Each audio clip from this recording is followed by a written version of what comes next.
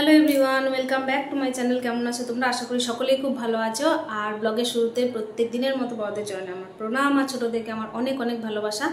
আর ব্লগটা যারা আজ প্রথম দেখছো সেই সকল বন্ধুদেরকে আমার অনেক অনেক ধন্যবাদ।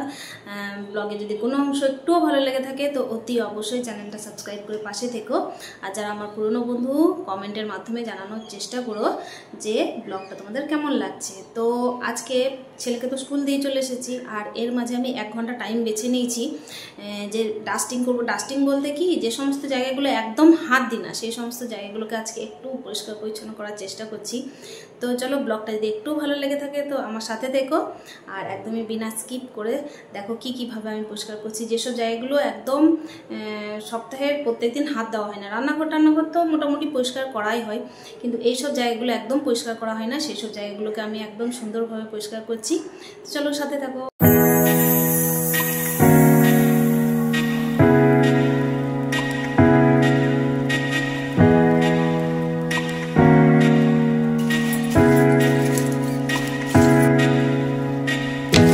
তো সপ্তাহের একটা দিন যেটা আমি ঠিক করেছি যে এই যে গুছিয়ে রেখে দেবো জিনিসগুলো, তো সেই জিনিসগুলোর মধ্যে সবথেকে প্রথমে হাত দিয়েছি আমি আমার ছেলের বই রাখার যে আলমারিটা আছে, তার উপর দেখতে পাচ্ছ ছোট ছোট মেমেন্টো রাখা আছে। আমার ছেলে গানে, তারপর হচ্ছে স্পোর্টসে, আরও নানা ধরনের যোগা, এইসব জিনিসগুলোতে পেয়েছিল, তো সেগুলোকে আমি ঠিকঠাকভাবে মুছে গুছিয়ে রাখলাম। আর পাশে এই যে দেখতে পাচ্ছ নেতাজি সুভাষচন্দ্রের একটা ফটো রাখা আছে, এটা আমি যাতে আমার ছেলে ইন্সপায়ার হয় তো সেই জন্য গুছিয়ে রাখা আছে এটাকে। তো সেটাও আমি ভালোভাবে মুছে নেব। তো এই কাজগুলো কিন্তু করা প্রত্যেকদিন দরকার, কিন্তু প্রত্যেকদিন হয়ে ওঠে না, সাধারণত হয়ে ওঠে না। তো সেটা তো আমার কমপ্লিট হয়ে গেল। তো এখানে আমি রান্নাঘরের এখানে দেখো ঝাঁটটার দিয়ে নিচ্ছি ভালোভাবে। ঝাঁটটার দিয়ে নেওয়ার পর না, এই যে পাপোশটা আছে, পাপোশগুলোও ভাবছি কাচতে দিয়ে দেবো। তো পাপোশগুলোও অনেক দিন হয়েছে কাচতে দেওয়া হয়নি। তারপর ওখানে ঝাঁটটাট কমপ্লিট করে আমি এখানে দেখো বিছানা তুলতে চলে এসেছি। আর বিছানার চাদরটাও আমি ইতিমধ্যে চেঞ্জ করে দিলাম। চেঞ্জ বলতে কাচতে দিয়ে দেবো, বালিশের যে ওয়ারগুলো আছে সেগুলোও দিয়ে দেবো, আর চাদরটাও দিয়ে দেবো, সাথে মশারি ছিল মশারিটাকেও। তো এগুলোকে আমি দিয়ে না, তারপরে যে সমস্ত জায়গা আমি একদমই হাত দিই না, অনেক দিন যাবৎ হাত দেওয়া হয়নি, সেই সমস্ত জায়গায় ভাবছি চলে যাব। মোটামুটি রান্নাঘর টান্নাঘর তো প্রত্যেক দিন পরিষ্কার করা হয়, সেগুলো না করলেও হয়, না করলে বলতে ডিপ ক্লিনিং তো মোটামুটি রান্নাঘরের প্রত্যেক দিনই হয়, কিন্তু ইদানিং যে সমস্ত জায়গাগুলো একদম হাত দেওয়া হয়নি সেগুলোর চিন্তাভাবনাই আমি আজকে করছি। তো দেখো পাশ বালিশের যে ওয়ারগুলো আছে সেগুলো আমি খুলে নিচ্ছি কাচতে দেওয়ার জন্য। আর ভেতরে দেখো বালিশের ওয়ারের ভেতরে না আমি আর একটা ওয়ার পরিয়েই রাখি সব সময়, কেন কি এটা থাকলে না মোটামুটি নোংরাটা কম হয়। তো দেখো অবস্থা দেখো, এখানে যে জুতো রাখার তাকটা আছে এটা আমি না যখন বাড়ি তৈরি হয়েছিল তখন যে রডগুলো বেঁচেছিল ওটা দিয়ে বানানো করেছিলাম। তো আমার ছেলে কি করে, খেলনাগুলোকেও এখানে ওপরে এসে রেখে দেয়, যে ভাঙাচুরো খেলনা আছে সেগুলোকে। তো আমি এই যে সমস্ত জায়গায় আর ইউজই হয় না যে জুতোগুলো, সেই জুতোগুলোকে আমি একদম আজকে বের করে দেবো বলতে আমি আর রাখবোই না। যেগুলো ফেটে আছে বা ছিঁড়ে গেছে সেগুলোকেও আমি রেখে দিয়েছিলাম, কিন্তু সেগুলোকে আমি আর রাখবো না, সেগুলোকেও আজকে ভাবছি সব ফেলে দেবো। আর এমনই দুরবস্থা হয়ে আছে এই জায়গাটা যে আমি খুঁজেই পাচ্ছিলাম না যে কোন দিক দিয়ে পরিষ্কার করলে আমার সুবিধা হবে। আর সেই জন্যই আমি না একটু চিন্তাভাবনা করতেই পরিষ্কার করলাম জায়গাটা।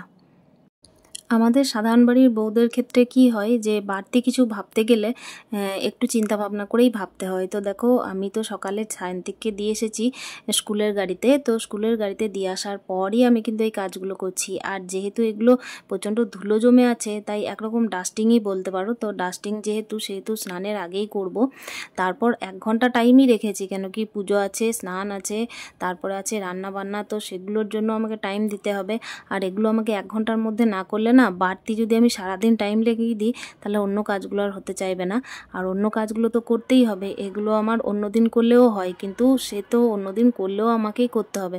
তো সেই জন্যই আজকে মাত্র 1 ঘন্টা টাইম নিয়ে নিয়েছি। এই দেখো গামছাটা আমি না মাথার মধ্যে আর মুখের মধ্যে জড়িয়ে রেখেছি, কেন কি আমার প্রচণ্ড ডাস্ট অ্যালার্জি হয়।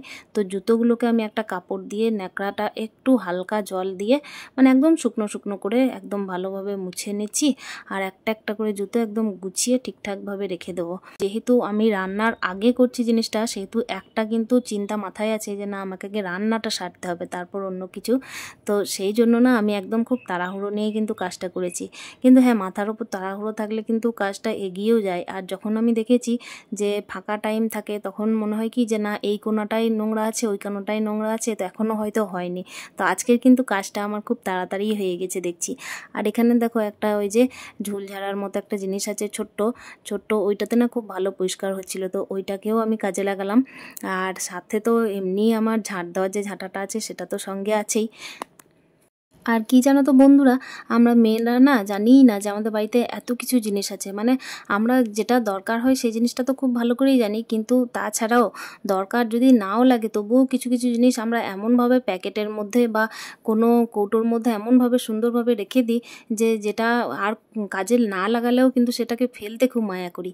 তো দেখো এখানে আমিও তাই করেছি। এই যে প্যাকেটের মধ্যে দেখতে পাচ্ছ এখানে প্রচুর জুতো আছে, প্রচুর জুতো মানে পুরনো যেগুলো আর সাইজে হয় না ছেলের, তারপরে হচ্ছে যেগুলো ফেটে গেছে সেই সব জুতোগুলোও আছে।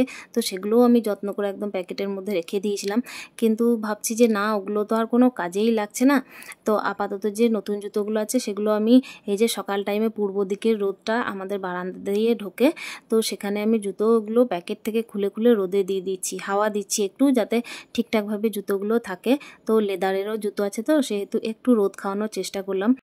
তো দেখো আস্তে আস্তে পরিষ্কার করতে করতে না জায়গাটার রূপই বদলে যাচ্ছে মনে হচ্ছে।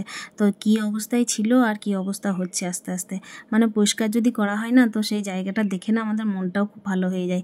তো দেখো পরিষ্কার করলে কিন্তু পরিষ্কার করে যেতেই মন হয়। আর যে জুতোগুলো আপাতত ওপরে ছিল সেগুলোকে তো আমি সুন্দরভাবে মুছে টুছে রেখে দিয়েছি। আর এই যে ছেলের স্কুলের আমার 2 জোড়া জুতো আছে, তো এক জোড়া তো পড়ে গেছে আর এক জোড়া এই যে এখানে আছে, ধুলো মেখে একদম যাতা অবস্থা, প্রত্যেকদিন স্কুলে পড়ে যায় আর প্রত্যেকদিন এই অবস্থায় থাকে। তো এটাকেও আমি মুছে নিচ্ছি, মুছে টুছে এই যে ওখানে ঠিকভাবে যেভাবে ওগুলো রেখেছি সেম এটাকেও রেখে দেবো। আর আমি ওকে ওয়ার্নিং দিয়ে দিয়েছি যে এখান থেকেই যেন জুতোটা নেওয়া হয়। তো দেখো একটা তো পরিষ্কার করা হলো আর একটাও আমি পরিষ্কার করে দিচ্ছি। আর এদিকে কিন্তু আমার মাথায় চিন্তা আছে, এখনও কিন্তু আমার রান্না পুজো স্নান কোনো কিছু হয়নি। তো চলো এবার আস্তে আস্তে এই কাজগুলো করে নিই। আর এখানে দেখো এই প্যাকেটগুলো আছে জুতোর, তো সেই জুতোর প্যাকেটগুলোকে না আমি ভাবছি ফেলবো না, ওইগুলোকে আমি যে সমস্ত একদম নিউ জুতো আছে তো সেগুলোকে আমি প্যাকেটে প্যাকেটে রেখে তার উপরে যে পুরনো জুতোগুলো আছে সেগুলোকে রেখে দেবো। আর এই যে প্যাকেটগুলোও আমি কিন্তু ফেলবো না, প্যাকেটগুলো আমি ভাঁজ টাজ করে খুব সুন্দরভাবে রেখে দেবো, কেন কি এগুলো না পরে কাজে লাগবে। কোনো রকম তো কোনো কিছুতে নোংরা ফেলতেও কাজে লাগতে পারে, বা হয়তো কোনো জুতো কোনো রকমের যদি পুরনো জুতোও হয় যেটা আমার কাজে লাগবে সেটাও আমি রেখে দিতে পারবো। এই যে দেখতে পাচ্ছ ছেলের কত খেলনা আস্তে আস্তে বেরোচ্ছে। তো এই যে লুডোর যে ছক্কাটা এটাও রয়েছে, তারপর ব্যাট আছে, প্রচুর জিনিস আছে। তো দেখো ঝাঁটটার দিয়ে আমি এগুলোকে একদম পরিষ্কারভাবে ক্লিয়ার করে নেব। তবে হ্যাঁ একটা জিনিস আমি খুব লক্ষ্য করেছি, যাদের বাড়িতে বাচ্চা আছে না তারা কিন্তু যতই গুছিয়ে রাখার চেষ্টা করুক না কেন বাচ্চাদের খেলনাগুলো কিন্তু বাড়ির প্রত্যেকটা কোনায় কোনায় পড়ে থাকে, সেগুলো ভাঙাচোরা খেলনা হোক বা কি নতুন খেলনা, তো সেগুলো কিন্তু থাকবেই। আর আমি এগুলোকে তো সরিয়ে দিচ্ছি, কিন্তু আমি জানি সায়ন্তিক আবার এনে কিন্তু এইসব জায়গায় রেখে দেবে। তো তবুও আমি মাঝে মধ্যে সেগুলোকে পরিষ্কার করার চেষ্টা করব।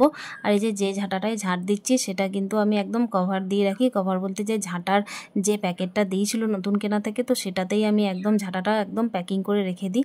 আর দেখতেই পাচ্ছ একটা প্যাকেটের মধ্যে আমি টুকরো খেলনাগুলোকে রাখলাম, আর এই যে সমস্ত ফেলার জিনিসগুলো আছে সেই সমস্ত টুকরো পেটিগুলো তারপরে হচ্ছে যে প্যাকেটগুলো আছে সেগুলোকে সমস্তটাই আমি বাইরে ফেলে দেবো একদম।